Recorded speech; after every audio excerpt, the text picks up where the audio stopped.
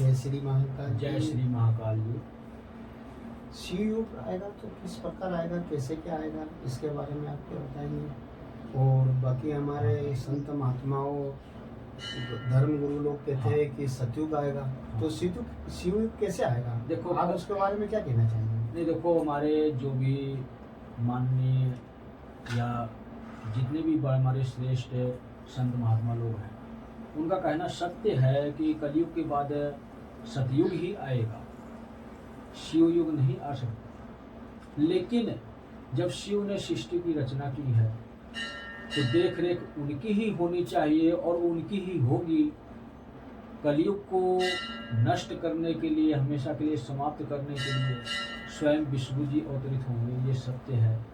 और कलयुग के बाद ही सतयुग आएगा। लेकिन बीच में शिवयुग आ रहा है, वो इसलिए आ रहा है कि कलयुग को स्वयं शिव का आशीर्वाद मिला था, जिसको हम कहते हैं वरदान। शिव ने वरदान दिया था कि तुम्हारा राज्य पृथ्वी लोक पे एक दिन अवश्य आएगा, ताकि वो बार बार आक्रमण स्वर्ग लोक पे छोड़ दें, बंद कर दें। इसलिए कलयुग बहुत ही तीव्रता से आगे बढ़ा है और समय से पहले ही कलयुग खत्म हो जाता। खत्म होने का मतलब ये कि कलयुग जीत जाता। आज कलयुग चरम सीमा पे है। आप लोग देख रहे होंगे कि इंसान को नहीं पहचान रहा है और अनेकों प्रकार की गतिविधियां इस समाज में हो रही हैं। ये कलयुग ही है, बहुत तीव्रता से आगे बढ़ गया और पाखंड इतना ज़्यादा फैल चुका है। हमारे धर्म के नाम पर, देवी देवताओं के नाम पर इतनी लूट खसूट हो रही है। आप मेरी बातों को समझ रहे होंगे कि मैं क्या कह रहा हूँ।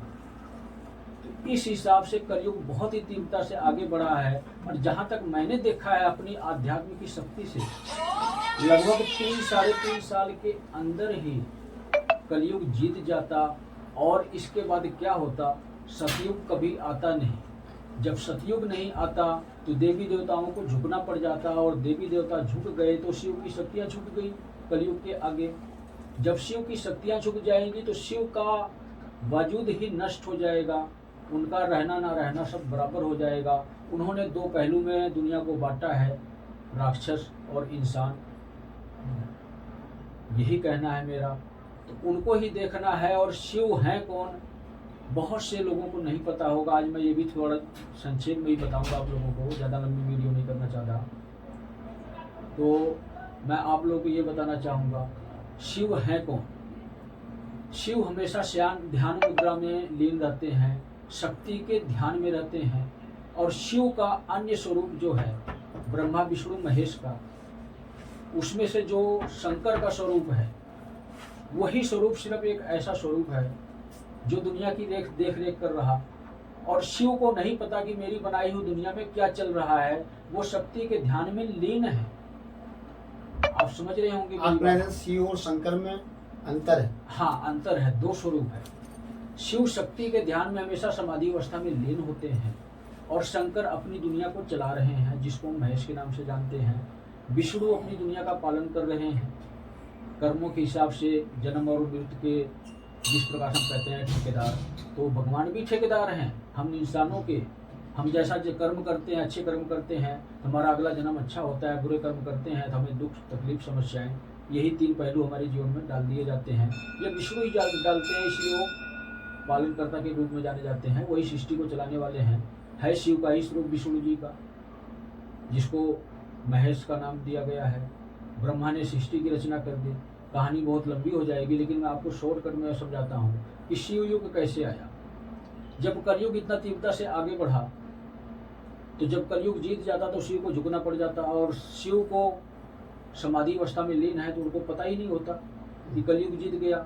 जब दृष्टि खुलती तो कलयुग श्रेष्ठ हो चुका होता, और शिव को अपने आप को नष्ट करना पड़ जाता। मतलब ये कि जब शिव नष्ट हुए तो पूरी सृष्टि हमेशा के लिए नष्ट हो जाती। कोई अन्य युग आता ही नहीं, सतयुग भी नहीं आता। इसलिए ये शिव का फैसला है। शिव ने अपना गढ़ भेजा है, जिसको हम शिवगढ़ के नाम से जानते हैं। बहुत ही खास गढ़ है। जिस प्रकार शिव के 3 स्वरूप हैं, उसी प्रकार से शिव के 3 श्रेष्ठ गढ़ हैं, और वो तीनों श्रेष्ठ गढ़ यहीं पे मौजूद हैं। उनके बारे में बताना चाहेंगे आप? बताने की बात करते हो, मैं तो आपको दिखाना भी चाहता। एक तो तीसरे नंबर का शिवगढ़ मैं हूं, और दूसरे नंबर के शिवगढ़ आप खुद कैमरा अपनी तरफ कर लें एक बार।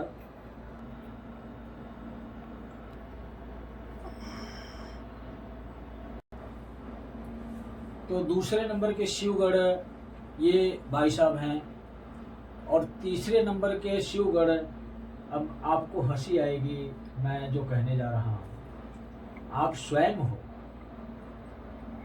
जिस प्रकार ब्रह्मा की उपाधि है वो उपाधि आपको दी गई है।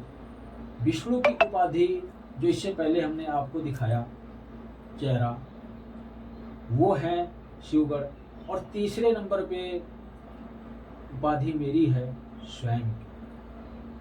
इसको मान्य कैसे करेंगे दर्शक लोग हमारे? देखो, देखने के लिए तो कुछ भी नहीं दिखाई देता। क्या आपने राक्षस देखा है?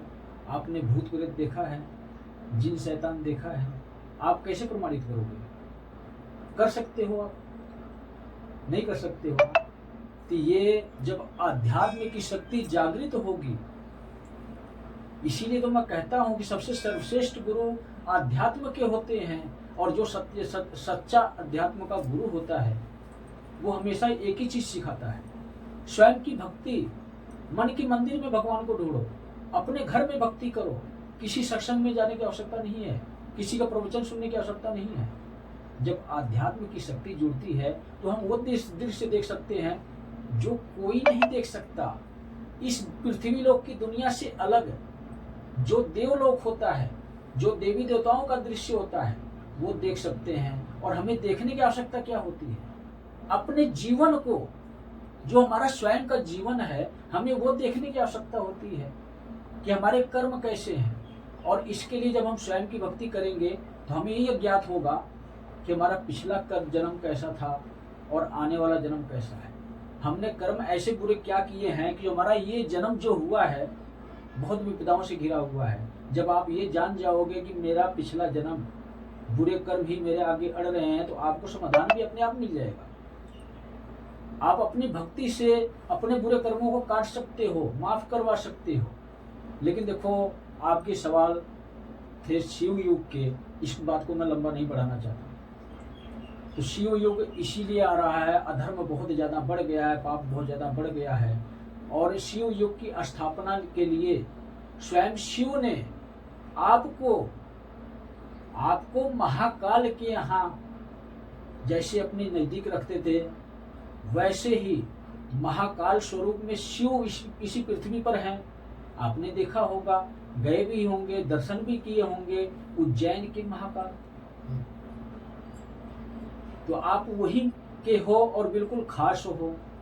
मंदिर में आपको कोई रोक नहीं सकता, किसी भी अवस्था में कभी भी आप जा सकते हो। लेकिन कुछ नियमों और वचनों में बंधे हुए वो आप, जो समाज की प्रक्रिया है या प्रशासन का जो नियम है, वहाँ आप भी मजबूर हो जाते हो। लेकिन फिर भी आपने वो कर दिखाया जब काल पुरुष वहाँ गए थे, जो कोई नहीं कर सकता। नहीं तो उज्जैन में मुझे कौन जानता है?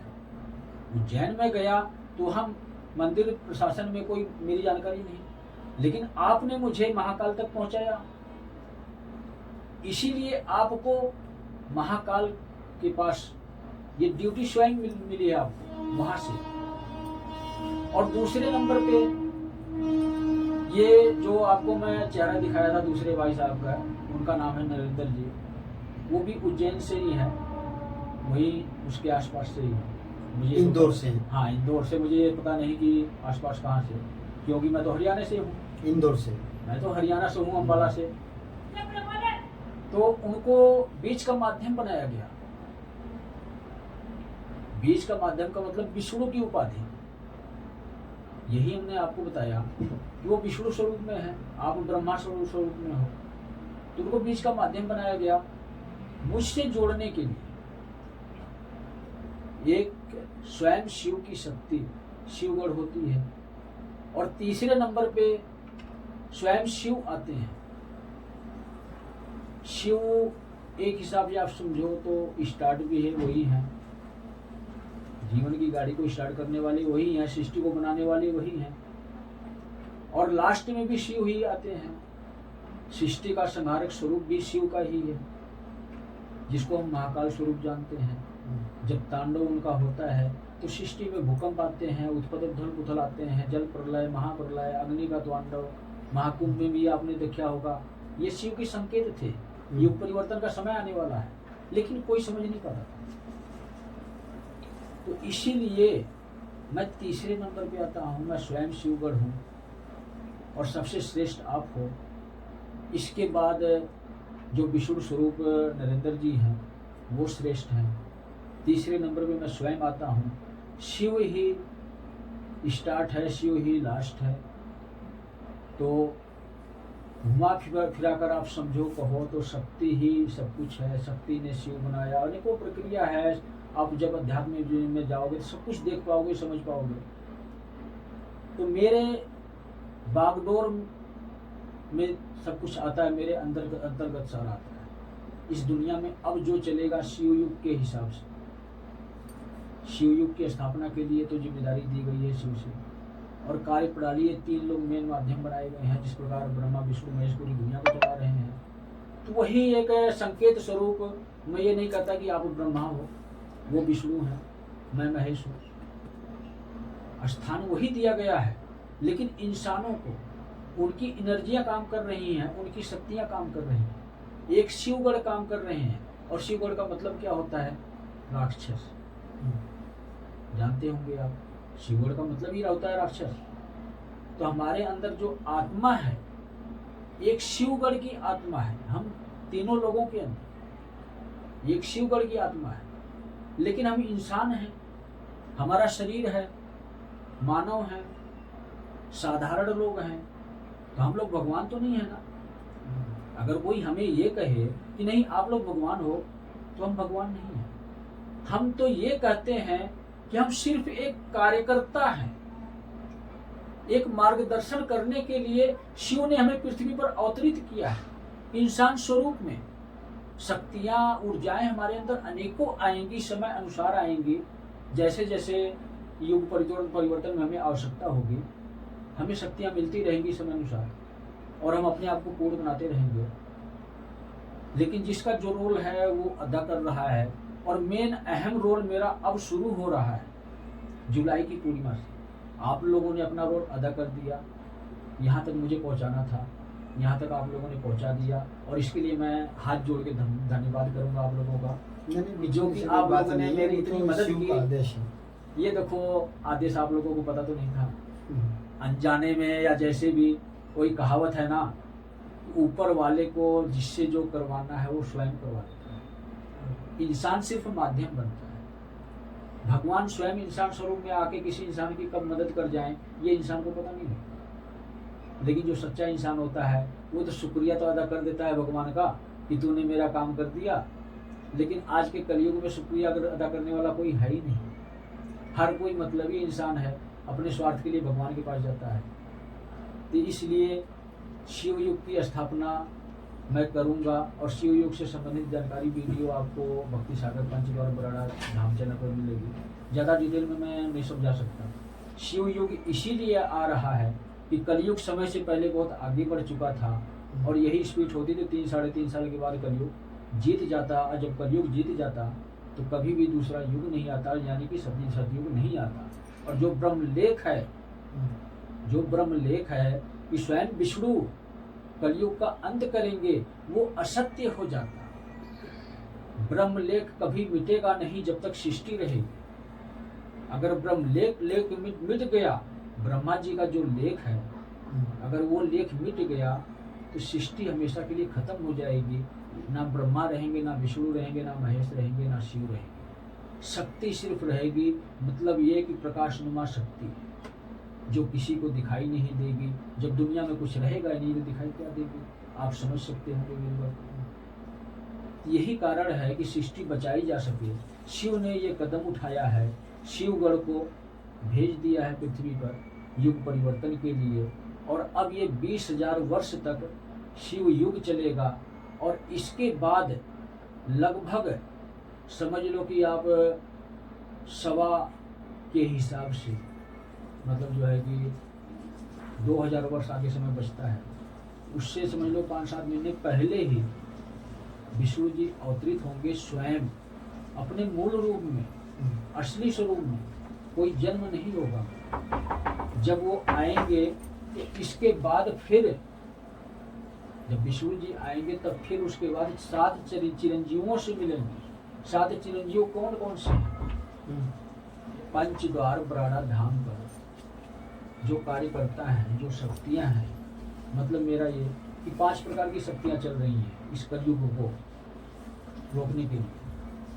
पंचमुखी हनुमान जी और काल भैरव, माता दुर्गा और माता काली और महाकाल, 5 प्रकार की इस एनर्जी काम कर रही है इस दुनिया को युग परिवर्तन के लिए।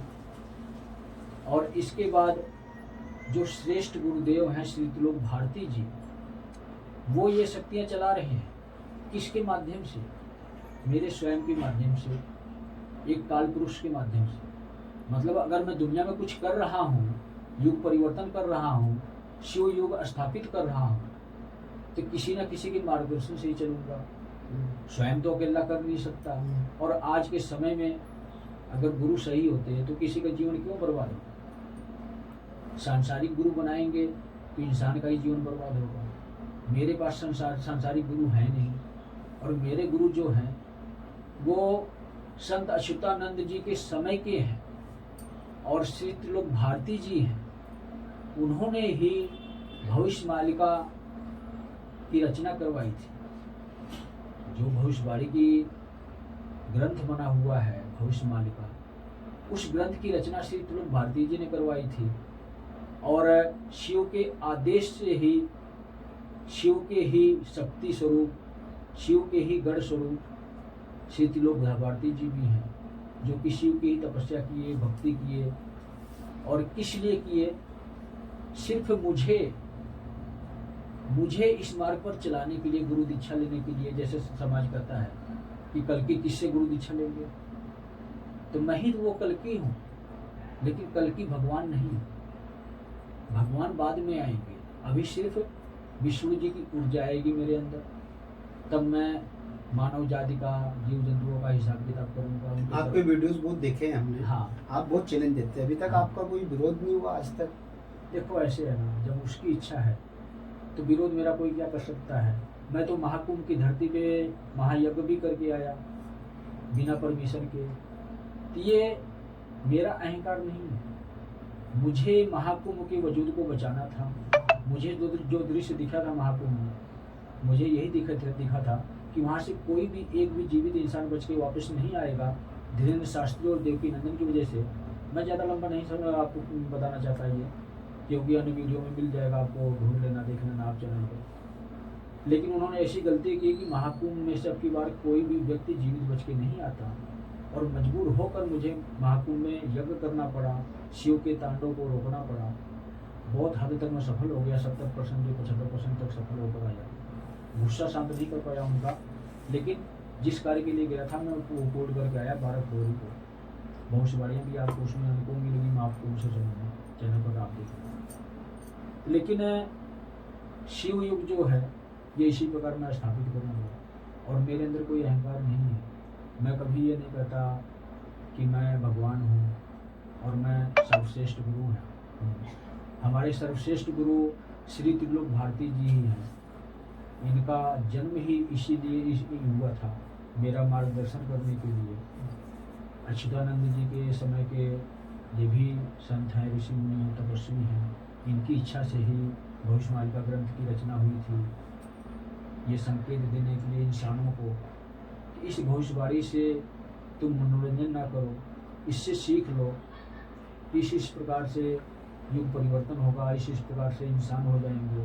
तो अपने जीवन को बदलो, तुम्हारे जीवन में मदद करे ये भविष्य पुराण। लेकिन लोग मनोरंजन के रूप में देख रहे हैं, कोई समझ ही नहीं पा रहा है। भविष्य मालिका का कलु का प्रभाव होगा, इस हाँ। कारण हो सकता है। हाँ, तो श्री त्रिलोक भारती जी का मैं शिष्य हूँ। उनके मार्गदर्शन से ये सारी बातें मैं कर रहा हूँ, ये सारे कार्य मैं कर रहा हूँ। अध्यात्म के गुरु ही श्रेष्ठ होते हैं।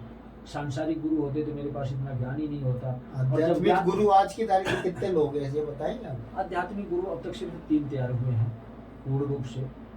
और 6 महीने से एक गुरु और चल रहे हैं। अब जितने भी अध्यात्म के गुरु होंगे सब मेरे मार्गदर्शन से चलेंगे, मेरी एनर्जी यहाँ बैठे ही कार्य करेगी और उनके अंदर ऑटोमेटिक अच्छी सोच आएगी, अच्छे विचार आएंगे और मन के भाव से भक्ति करेंगे, अध्यात्म में प्रवेश करेंगे। अनेकों गुरु तैयार होंगे अध्यात्म के। अब अध्यात्म की ही दुनिया शुरू होने वाली है। ये सांसारिक गुरुओं की दुनिया खत्म हो जाएगी, सारा पाखंड खत्म हो जाएगा, सब कुछ खत्म हो जाएगा जब सिर्फ एक पर लोग आकर रुक जाएंगे कि हमारे जीवन में शिव ही मेन है, शिव ही श्रेष्ठ है, शिव ही महान है, तब शिव युग की स्थापना हो जाएगी। और मैं ये करके दिखाऊं, क्योंकि मैं ही कल्कि हूँ, मैं ही काल पुरुष हूँ और मैं ही संत श्री प्रमोद जी महाराज हूँ। आप चैलेंज दे रहे हैं, सत्य चैलेंज। चैलेंज हम कौन होते हैं देने वाले? चैलेंज शिव ने दे दिया है दुनिया में रहने वाले लोगों को कि अपना जीवन बचा सकते हो तो बचा लो। और अब मेरा तांडव शुरू हो गया है, जैसे जैसे मेरा तांडव होगा वैसे वैसे कल्कि और काल पुरुष एक साथ कार्य करेंगे और युग परिवर्तन करेंगे। मैं चैलेंज नहीं देने लायक हूँ, मैं तो चैलेंज देता हूँ तो सिर्फ अधर्मियों को देता हूँ, किसी इंसान को, किसी संत महात्मा को क्या मैं कैसे चैलेंज दे दूँ? मेरे अंदर इतनी औकात ही नहीं है। चैलेंज देता हूँ मैं और 100% डंकी की चोट पे चैलेंजेस देता हूँ। जितने भी अधर्मी हैं, पाखंडी हैं, सबका अंत भी करूँगा। जो शिव युग में प्रवेश करना चाहता है तो 6 महीने का समय भी दिया हूँ। जुलाई की गुरु पूर्णिमा से 6 महीने का समय दिया हूँ। 6 महीने में जो घुटने टेक देगा काल पुरुष के आगे, जो सत्य को अपना लेगा, जो शिव युग के नियमों का पालन करेगा और आगे दुनिया वालों को पालन करवाएगा, तो उसकी सारी सजाएं माफ करवा दूंगा 70% तक, चाहे जितने मर्जी बुरे कर्म किया हो। आज आपका वीडियो देख रहे होंगे वो। हाँ, 70% तक उसकी सजा भी माफ करवा दूंगा। इतनी मेरे अंदर दम है, क्योंकि मैं शिव का बहुत ही खास हूँ। तीसरे नंबर का चेला, श्रेष्ठ आप हो, बीच के नरेंद्र जी हैं और तीसरे नंबर पे मैं आता हूँ। शिव हमेशा अपने आप को छोटा कहता है। जो शिव है शक्ति से उत्पन्न हुआ है, तो जब शिव नहीं बड़ा है तो मैं कैसे बड़ा हो जाऊंगा? ये तो दुनिया की बेवकूफी होगी कि जो मुझे बड़ा कोई समझे। मैं तो सेवक बन के आया हूँ, सेवक था शिव का और सेवा करने आया हूँ इस दुनिया में। सिर्फ मेरा यही धर्म है, यही मेरा कर्म है। इसीलिए आज मेरे भी 3 स्वरूप हैं। जिस प्रकार ब्रह्मा विष्णु महेश का स्वरूप है, उसी प्रकार से ही कल्कि भी मैं हूँ, काल पुरुष भी मैं हूँ और एक गुरु भी मैं हूँ। अगर जो मेरे मार्ग पे कोई चलेगा तो सत्य को पाएगा, जो सत्य को पाएगा वही शिव युग में जाएगा, और जो शिव युग में नहीं जाएगा तो उसका जीवन का अंत मैं ही